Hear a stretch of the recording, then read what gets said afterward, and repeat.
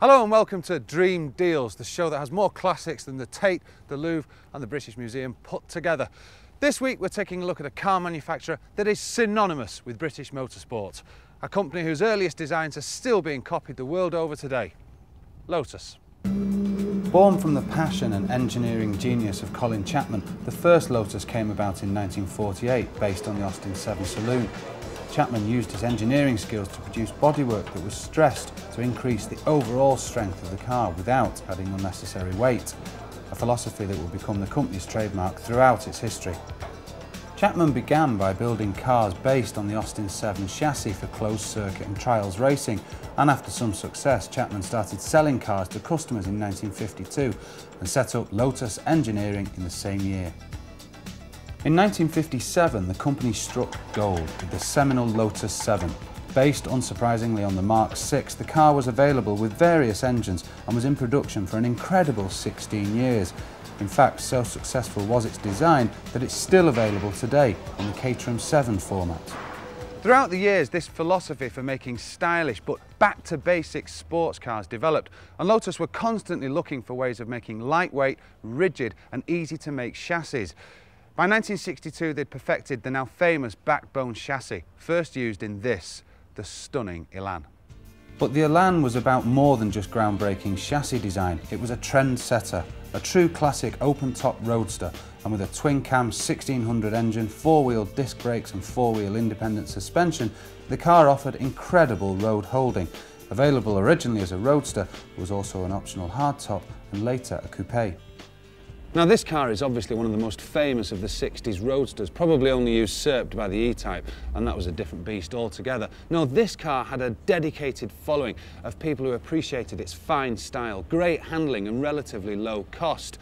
And the significance of this car isn't in its fame or fortune, it's in its influence, because many two-seater rear-wheel drive roadsters today, the Mazda MX-5, Toyota's MR2 to name but two of a handful, owe its existence to this car. This is the car they all want to be like, but few get there.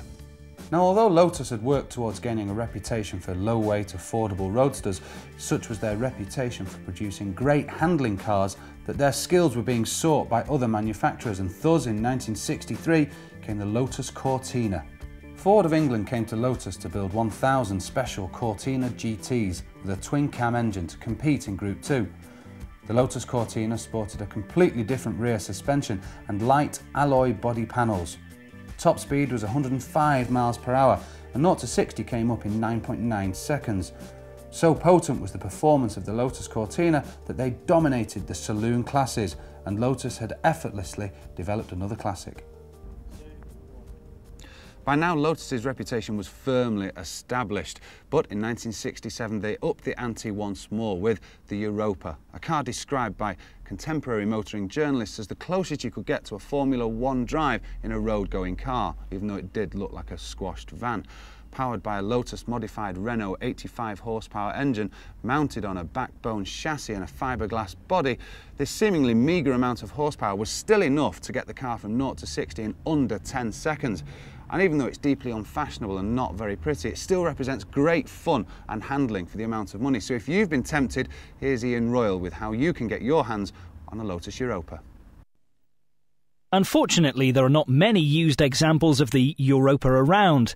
Of the 1974 Europa Special, the only models we could find were in America and Holland.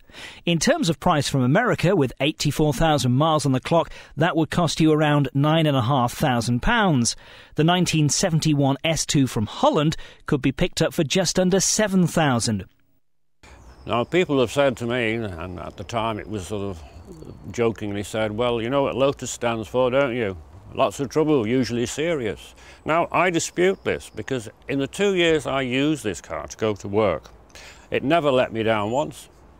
The only incident I had was when I touched a wooden fence due to trying to take a corner too fast on the way home one day. So I haven't found it. I found the twin-cam engine to be very reliable. If you are lucky enough to find a Europa but unlucky enough to have damaged it, spare parts are relatively cheap. For example, a replacement front bumper will only cost you just over £100. A new door hinge kit will be just less than £60. And if you've been suffering from a bit too much road rage, a new horn button can be picked up for just under £50. In terms of what to look out for if you're buying a Europa, a lot of the cars suffer from gearbox problems. As the car is mid-engined, there are long linkages which are very prone to wear and tear. Repair costs aren't massive, but it's one area that you should be aware of. Throughout the 70s and early 80s, Lotus stuck to its founding principles of great performance and handling through low weight.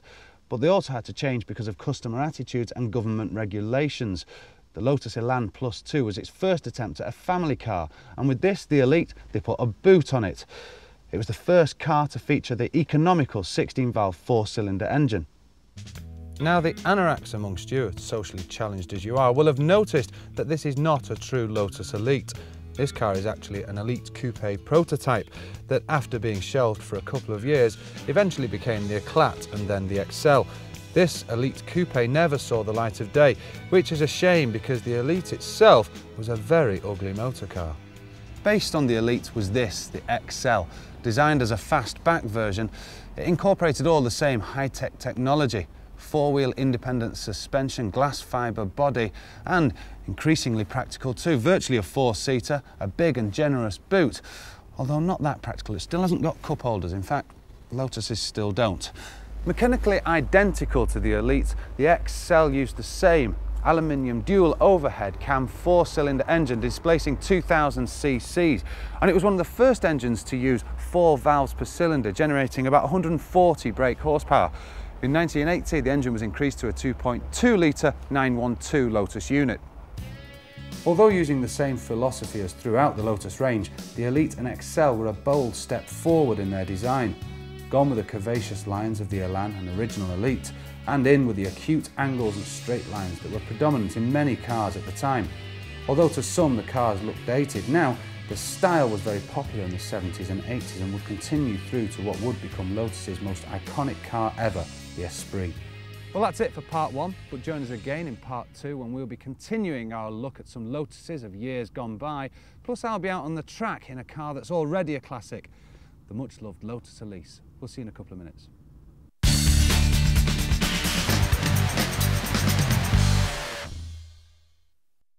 Hello and welcome back to part 2 of Dream Deals. This week we're in Norwich, taking a look at one of Britain's best loved sports car manufacturers, Lotus. So far we've seen the beautiful Elan, the unusual Europa, and coming up I'm out on the track with the very latest Elise. But let's carry on our look at Lotus with the amazing Esprit. First unveiled as a styling exercise from the Giugiaro design studio in 1974, the company was flooded with so many inquiries that it decided to take the successor for the Europa into production. And so the glass fibre-bodied mid-engined multi-valve Esprit was born, and it would become one of the most famous Lotus ever. First off the production line was the standard Esprit S1. Launched in 1976, it had a normally aspirated 2-litre 4-cylinder engine. This stunning example of a 1982 S3 had a slightly bigger engine, 2.2 litre, and it had about 160 brake horsepower, perfectly civilised. So civilised, in fact, they made a limited submarine edition, only one, for a certain J. Bond of London. But it didn't work, it leaked all over the place and sank without trace. This Turbo Esprit is the first in a long line of turbocharged cars. This particular 84 car is about 210 brake horsepower. It'll do 0 to 60 in about 6 seconds. Having said that, the garish red leather interior is of its time, shall we say politely. Now both of these cars are very loyal to the original Giugiaro design. Well, I say Giugiaro, some say Giugiaro, but let's not call the whole thing off.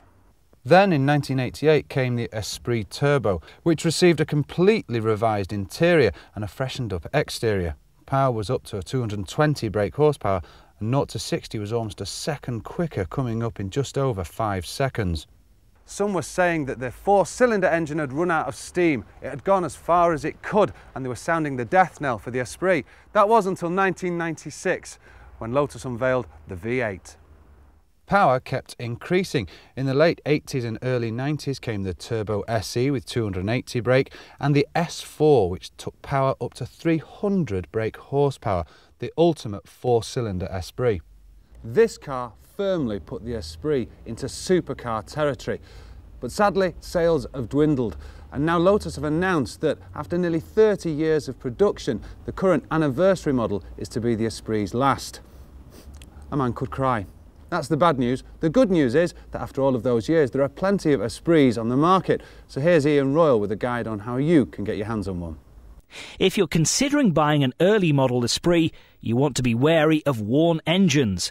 The early 4-cylinder models are good for around 80,000 miles, but then they need to be rebuilt, something that will set you back around $5,000. The body itself, the actual shape of the mark, it's ageless. Regardless if you keep it original or if you want to customise it slightly, which I have done. It just adds to, you can add to it or you can just keep it originally. It's the perfect car, to be honest, and it's that body, it's that shape, it's the attention, it's the wow factor, call it what you will, it has it all. The best cars to look out for are from 1987 onwards, as these were redesigned with improved mechanics. If you're unlucky and the gremlins hit your car, what's it going to cost to repair it? Well, a bumper for an S1 will set you back £130, an engine cover would be £55, while a rear shocker would be yours for £62. Now, around this time, Lotus were, how can I put this politely, a little confused. They shamelessly attempted to cash in on the name of one of their previous stars, Elan. Accused of betraying their roots, they produced an open-top 2-seater sports car, and thus the Elan SE was born. But the Elan was front-wheel drive. The purists said any car that bore that name had to have the power at the rear. But hey, the SE and later this, the S2, represented brilliant value for money. They were quick, tidy and phenomenally powerful. 150 odd brake horsepower in this, the S2, 0 to 60 in 6.9 seconds. It just didn't satisfy those Lotus enthusiasts. But hey, I've never been a purist. Nice car. Whilst the Esprit was getting more and more powerful, Lotus were losing sight of what had made them great in the first place, and they needed a small car to get them back on track, back to their original design and engineering philosophy. Originally conceived as a low-production boutique model for the European market, Lotus must have had no idea as to how successful the Elise would become. The lightweight roadster took the world by storm and reconfirmed Lotus as one of the world's leading producers of back-to-basics, grassroots, no-frills sports cars. Although powered by Rover's aging K-Series engine producing a measly 115 brake horsepower, the low weight and fantastic weight distribution meant that the Elise is regarded by many, including me, as one of the best handling cars in the world. Such a fantastic chassis has meant the Elise has spawned several limited edition cars, including the 340R and the Exige Coupe. In 2001, the Elise received a bit of a makeover, gone with the cute bug-eyed looks of the Mark I and in with the altogether smoother lines of the Mark II. Power was up too, to about 120 brake horsepower, but what remained was the same remarkable handling and the frugality of the Mark I. So, no luxuries, certainly no ABS or power steering. Now on bigger and more powerful cars, that might be a cause for concern, but not on the Elise. If anything, the lack of those driver aids adds to the pleasure of these wonderful cars. The interior has barely changed. You still don't get a heater, you have to pay more for a stereo, and carpets would double the car's weight, so they're done without too. The roof's much easier to put away on this model though, and getting in and out is easier due to the lower sills. Now, despite the slight increase in power, the quality of the chassis on the Elise means that it's always felt capable of taking even more power, which is why they've come up with the Elise 111, which I'm going to be driving on the track a bit later on. But in the meantime, if you think you want to get your grubby little mitts on a Mark I Elise, here's Ian Royal with a few tips. The Elise has been a huge success story for Lotus, becoming one of the most popular cars of all time. The only problem is that with high demand also comes high residuals, meaning that second-hand deals are hard to find. A 1998 model with 16,500 miles is still going to set you back around £15,000, while a year 2001 with 7,000 miles will set you back £22,000. Basically, it's a very simple car. There's very little to go wrong on it. There are no tricks, no traction control, so it makes it a wonderful driver's car. You get a lovely feel from it. It's very, very exciting, and even with a standard 118 horsepower engine, you can still get a feel for the road and a feel for the track. With its superb handling, the Elise is the favourite of track day fans everywhere. The only problem with that, though, is the damage it can cause. Make sure before you buy that you check for any kind of impact damage: stone chipping, worn tyres, fading brakes and loose steering. If in doubt, have the car checked out by a specialist. Generally, the car is very reliable thanks to the Rover K-Series engine. One thing to be wary of, however, on pre-98 cars is damp. If you do decide to take to the track and unfortunately become unstuck, what's it going to cost to get you back on the road? Well, a new windscreen will set you back £280, a front wheel bearing would be yours for just under £40, and a pot of touch-up paint would be a snip at £7. In this new caring, sharing, friendly world we live in, where miles per gallon figures are much more important than mere performance, conventional wisdom says we have to do one of two things: either drive a tiny city car with all the exhilaration of a lady shave, or drive a dirty, smelly diesel that has all the attraction of a wet weekend in Norfolk. Well, there is a third way, an environmental way. Come with me. I'm talking about a car that has lots of pizzazz, returns lots of bang for your bucks, and has miles per gallon vehicle figures that will keep all of those tree huggers and vegans happy in their communes. Believe it or not, I'm talking about the Lotus Elise.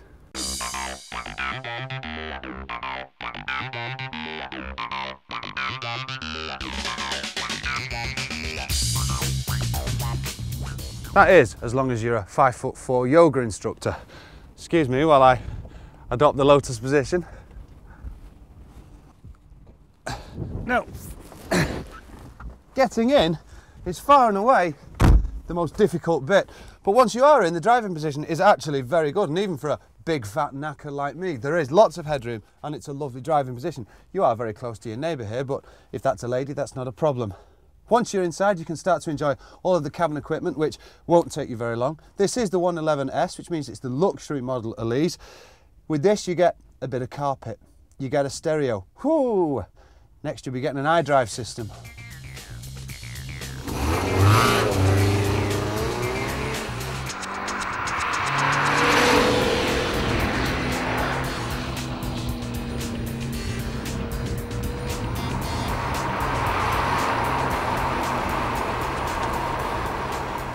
Today, as you can see, it's been pouring down in Norfolk.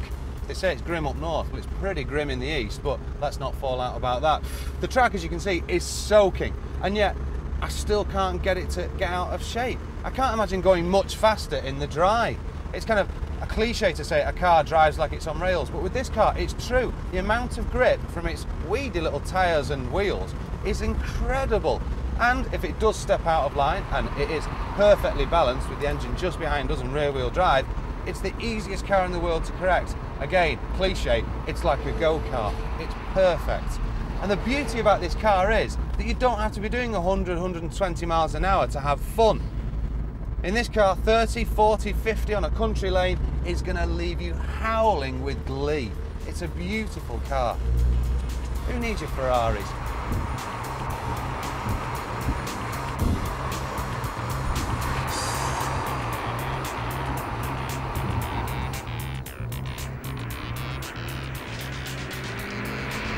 Right, here's circle corner, into it nicely, second, turning in, still not going very quick, come out of the corner, look at that, beautiful, opposite lock, back in line. We nearly lost it, but we didn't.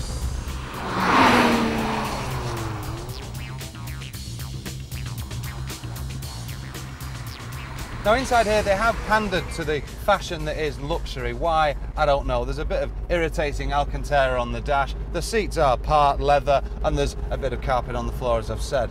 But they don't need to. The whole point about the Lotus was that it was the no frills of sports cars. It was the Aldi and the Quick Save. Some people might think that's an insult, but it's not. It's a perfect car with no frills. The handling, as we discussed, perfect. The ride It's very firm, but I love it. You're right down low with your bottom really close to the road, and you can feel every nuance, even of this perfect racetrack. You go over a stone and you'll feel it. But I kind of like that. Any softer and, well, it'd just be an American car. Having said all of that, here's the downside. I have to say, 28 grand for this luxury 111S is quite a lot of money, because it is a weekend car. You wouldn't use it day to day. If you did, well, you'd either be uncomfortable or just desperate. It's a weekend car, and that's a lot of money for that, and for a car that doesn't have any creature comforts.